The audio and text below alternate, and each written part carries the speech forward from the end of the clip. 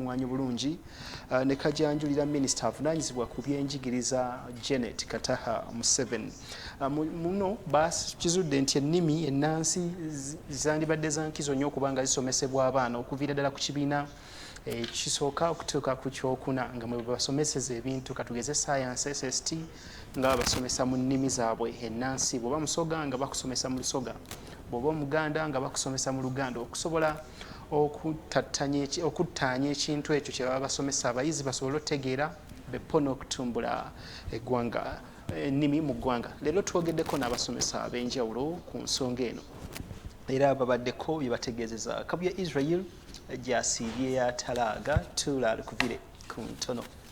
Kinajjukirwa nti ng'ennaku z'omwezi 26 omwezi gwa Februari omwaka 2017 olupapula lwa Bukedde lwafulumya amawulire ag'ebirowoozo ebyali bikubaganyiziddwa abakugu mu lulimi ssaako n'ebyenjigiriza abaali basisinkanye ku National Theatre. Bano nga bagamba nti omwana okutandika okusoma yandibadde alina ebigambo ebiwerera ddala 500 by'amanyi mu mutwe gwe era mu lulimi lwe. Bubadde tebuli busa olunaku lw'eggulo akakiiko akaali kateekebwawo okukola ennongoosereza mu byenjigiriza by'eggwanga Uganda ne kakwasa minisita w'ebyenjigiriza Janet Kataha Museveni alipoota nnamutayiika ey'ebyo ebyakubaganyiziddwako ebirowoozo nga n'emu ku zaasinze okukwata omugamba y'ey'olulimi era nga yabadde ku mwanjo. Alipoota eno eraga nti abaana okuviira ddala mu kibiina ekisooka okutuukira ddala mu kibiina ekyokuna mu primary balina kukozesa nnimi zaabwe ennansi era oluzungu lulina kubeera lutono ddala, luno nga lulina kusomebwa ng'essomo giyite saabujekiti wabula si kulusomesezaamu nga bwe guli ensangi zino. Kale nga wano ennimi ennansi ze zirina okusomesebwamu abaana okusinziira mu mabendobendo gye bawangaalira. Ensonga eno yasuze erumya bannayuganda bangi emitwe naddala bannabyanjigiriza era wano abasomesa be basoose okukikubaganako empawa nga wano Diana Mukubira nga yakulira essomero lya Vivi's Mukubira Junior School kino akisambaze. Weesanga ng'ebigambo ebisinga mu bye tusomesa abaana n'obutabo bwe tukozesa ng'ebintu ebimu tebirina bigambo mu nnimi zaffe ezinnansi ebirambulukufu. Ekirala weesanga ng'ebintu bye tukozesa ebiva mu nsi z'ewabweru ebisinga obutabo bwe tukozesa babuleeta mu nnimi zaffe mu nnimi zaabwe ez'oluzungu nga tebuli mu nnimi zaffe zinnansi. Ono ayongeddeko nti kino kigenda kuyamba abantu abamu okufuna emirimu ate abamu bagifiirwe. Bwe mbanga omwana ava mu Eastern ng'ayogera Lusoga lwokka kijja mwanguyira nnyo okgenda mu Eastern okuba nti gy'ajja okufuna omulimu kubanga olulimi lwayo alutegeera. Naye ate bw'anaagenda ate mu Western kiyinza omubeerera ekizibu okukola ki okufuna omulimu olw'okubanga talina lulimi lumugatta n'abaayo. Amanyi Lusoga ate bali bamanyi Lunyankole oba Lukiga. Nagawa Vanessa ono nga naye musomesa ow'abaana abato okuva ku kibiina ekisooka ekya P1 agamba nti amawanga ku ngeri gye geetabuddemu mu ggwanga Uganda lulimi kiddala olugenda okubeera nga lusomesebwa. Ku ludda olwange ndaba ng'ekitajja kukola kubanga abaana tufuna abaana bangi okuva mu mawanga ag'enjawulo ne mu bitundu by'eggwanga erya Uganda eby'enjawulo. Okugeza tulina Abanyankole, tulina Abateeso, tulina Abakiga. Weesanga ng'essomero limu lirimu abaana abava mu mawanga ag'enjawulo. Mulimu Abanyankole, Abagisu, Abasudaani, Abatanzania. Kakati bw'ona ogamba nti n'osomesa mu lulimi olunnansi ogenda kusomesa lulimi ki olunnansi? Kati bw'obanga ogambye omwana omusomesa mu nnimi zaabwe ez'eŋŋanda kati essomero lyaffe liri mu Central kiba kitegeeza abaana baffe tuba tugenda basomesa mu Luganda. Yes, kiyinza okuba nga bo bakyagala nti no buli region esomese olulimi lwayo. Ate nga tekijja kusoboka kubanga abaana bano bwe bamala okusomesebwa mu Luganda kiba kitegeeza ebibuuzo bigenda kusetingibwa mu Luzungu ate nga tebajja kusobola kukola ki kubiddamu. Nga wano mu Central olulimi lwawo luli Luganda naye ate nga osangawo nti n'abaana abasinga basomera waneno mu Central b'amawanga magatte. Tewali lw'ogenda kusomesa mwana mu Sudaani lulimi lwatategeera. Tulina okugezaako okukozesa Olungereza n'oleetamuko ennimi zaffe zino ennansi ku baana bano abalala. Bwe tudda mu byenfuna abasomesa kati emitima gibakubira mu mutwe. Business wise n'abayinza okugenda mu international schools kubanga zeera zikozesa luzungu ate oluzungu lwe baagala kiyinza okutukosaamuuko. Abazadde abasinga baleeta abaana baabwe nga babaleese ku ssomero kuyiga lulimi luzungu era kati omuzadde kasita omugamba nti ffe tusomesa mu Luganda weesanga nga abaana tabakuwadde. Wabwire Yowaana ono ng'asomesa abaana bakulu okuviira ddala ku kibiina ekyokutaano okutuuka ku kibiina ekyomusanvu yeemulugunyizza nti abaana bwe banaava wansi eno nga balemalidde mu lulimi olunnansi kigenda kubasumbuwa nnyo okusoma obulungi mu bibiina ebya waggulu. From P5, P6 up to P7 now to change in English whereby some of the words these learners were used to speak or to being taught in their local languages, whereby it will be something hard and still it will affect because remember they have to sit for their final exams whereby they will not answer in the local languages. Wabwire agamba nti saayansi agenda kwongera okuzibuwala kubanga ebigambo ebimu tebabirina mu lulimi olunnansi nga bya saayansi. How can you tell the learner in the local language maybe the meaning of the word photosynthesis, whereby photosynthesis remains as an English word, whereby it has to be taught and spelled properly. Abamu ku bazadde be twogeddeko nabo balaze nti ennimi ennansi wamma ggwe nabo zibawunyira ziizi. Gwate woofiisi yaani gy'ogenda okugenda mw'osaba omulimu mu Luganda oba mu Lunyolo. Because there is no office where my child will go and get a job using vernacular or any language, any local language. So me as a parent, I condemn and discourage using local language to teach my child. Mukozese waka fe kusomero tukozese luzungu.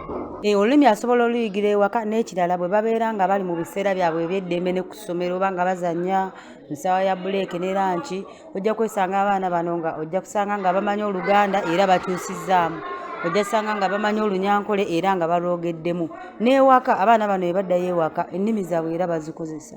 Wabula yemaye ku Gerard bana abaawukanyeeko n'agamba nti obwo obukugu bo ng'abazadde balina kubulekera b'amasomero ssaako n'ekitongole ky'ebyenjigiriza. Gavumenti nga bweri nti bakugu mu by'okusomesa omwana baali nsuubira bo bagenda muteekamu ekyo kyensuubira kye baali mutaddemu kuba nze simanyi kivula omwana mutwala ku ssomero. Bano bawadde gavumenti amagezi ku ki ekirina okukolebwa ebyenjigiriza okusobola okutinta. Tusomese nga tubatabula nga tutabula ennimi zino nti omwana singa omusomesa mu luzungu n'olaba nga tategedde muddireyo mu lulimi lwe bw'oba nga olumanyi n'ekyomusomesezzaako bwe kiba nga kirina ky'oyinza omulagako okimulage omugambe nti kino bakiyita kaapu mu Luganda bakiyita ekikopo. Bw'oba omanyi olulimi olulala omwana omunnyonnyole mu lulimi lwakolaki lwategeera. Kyensaba gavumenti ng'ereeseeyo olulimi nga lumu nga national language n'erulonda nti no luno lwo luli compulsory wonna mu Uganda tirugenda kuba lusomesebwa mu masomero gonna naye ng'ate lulimi lwaffe lunnansi tifenna tulutegeera naye nga n'oluzungu lusomesebwa.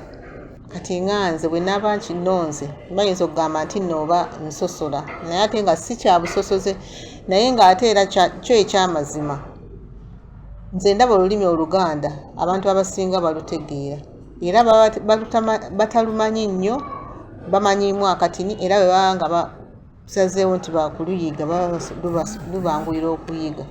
Amawanga mangi nnyo gannaggwedda agasobodde okubeera nga gakulaakulana naye nga gakulaakulanira ku nnimi zaago ennansi omuli India, China n'amalala. Wabula ng'ate ekizibu mu mawanga ga Africa kabira nnyingi nnyo ezibeera zeetobeseemu ate nga ziwangaalira mu kifo kye kimu. Kale nno ng'oluusi kibeera kizibu okufuna olulimi olumu olunnansi okukozesebwa. Kabuye Israel, BTM TV Community Report.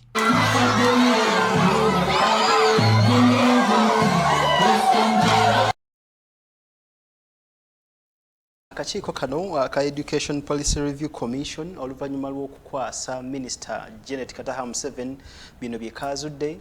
Minisita yategeezezza nga ku bbalaza ya Ssabbiiti eno bw'agenda okwanja ebintu bino mu kabinenti okulaba oba nga kinaateekebwa mu nkola oba nga kinaakola. Bangi nnyo bagamba ekibawo ekyokulabirako ng'eggwanga lya China nti likozesa lulimi lunnansi lwa China okusobola okulaba nga lyekulaakulanya era nga gegamu ku mawanga oba oli awo agasinza okukulaakulana. Naye mu Uganda tulina okukijjukira nti tetulina lulimi lwa wamu nti oba Luganda nti ogendagenda eggulu boogere Luganda oba olulimi lulala ng'ekitugatta lulimi Lungereza. Kale tunaabiraba tujja kweyongera obbiruka n'obbikuleetera tulabe ebiki ebinaaba bisaliddwawo okusobola okubakuumira mu kumanya. Tuli mu community report tukuleetera ibadde gy'obadde ne gy'otabadde. Olwavuddeyo twaggukidde luuyo olwo lw'Emukono era nga twakitegedde nti Mukono egenda kubanga efuna district card omupya nga ye Sheikh Abbas Ssenkuba Zubairi Sonko.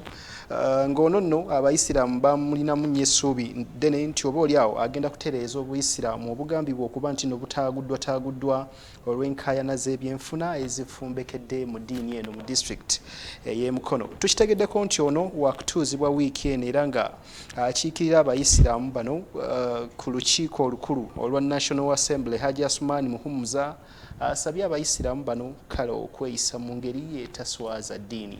Tubaddeyo oluuyi olwo lw'Emukono ne tubireeterako birabe. Abayisiraamu mu disitulikiti ey'e Mukono balangiridde nga bwe bagenda okutuuza disitulikiti kaadi waabwe mu butongole wiiki eno n'ekigendererwa ekyokulaba nga bagonjoola entalo ezibadde zibatawaanya okumala emyaka egiwerako ekibadde kibalemesezza kale okubaako enkulaakulana gye batuukako. Bw'abadde ayogerako eri Abayisiraamu abakuŋŋwanidde ku muzikiti omukulu e Mukono, Hajji Asumani Muhumuza nga y'abakiikirira ku lukiiko olukulu olwa National Assembly ategeezezza nga bwe kiswaza Obuyisiraamu okweyisa mu ngeri etwaza awamu n'etaweesa kitiibwa ekintu ekirina okunogerwa eddagala. Kiruma ate kiba kizibu nnyo okukyogerako wano kati ate bwe nkyogerako bwampuliriza sandyagadde okutwala emmubi. Oluvannyuma lw'okukola enteekateeka eyo nze nze Asumani kennewunya mu bulamu bwange buliko ekibaga bino nkitunuulidde emyaka kadigenda mu makumi ana era nga neebuuza ffe Abasiraamu kiki Basiraamu twabaaki. Muhumuza agamba nti kiswaliza ddala okulaba nga Abayisiraamu nga bwe butuuka mu kuwaayo kale zakaati beebuzaabuza kyokka abamu ensimbi bakasukankasuke n'asaba bano Abayisiraamu okukoppa eddiini endala. Nabagambye nti omusajja oli n'omukyala oli bw'aba awaka ateeka ssente zino mu bbaasa n'azireeta ku lunaku wakati w'okusaba ng'awaayo na kitiibwa n'emikono ebiri kikimukolawo. Munyiiza olw'okutulabanga munyiiza Abasiraamu n'okwatako oti musawo n'ojjayo ekirusu kya 5 n'ogira oti ak'olukumi okazingazinga n'okasuka eyo nsobi. District kaadi agenda okutuuzibwa mu butongole okulembera Abayisiraamu mu disitulikiti y'e Mukono ye Sheikh Abbas Ssenkuba Zubairi Sonko ng'ono akunze Abayisiraamu bonna okujja mu bungi okwetaba ku mukolo guno. Era jangu bweweesa Obusiraamu ki ekitiibwa kubanga omukolo guno ye namba 1 mu Mukono. Obukulembeze bwa Hajji Abbas Ssenkuba Zubairi Sonko bwe busubirwa okumalawo entalo n'enjawukana ezibadde zimaze ebbanga mu Buyisiraamu oluuyi luno. Freddie Chris Kisao, John William Ogenda, BTM Community Report.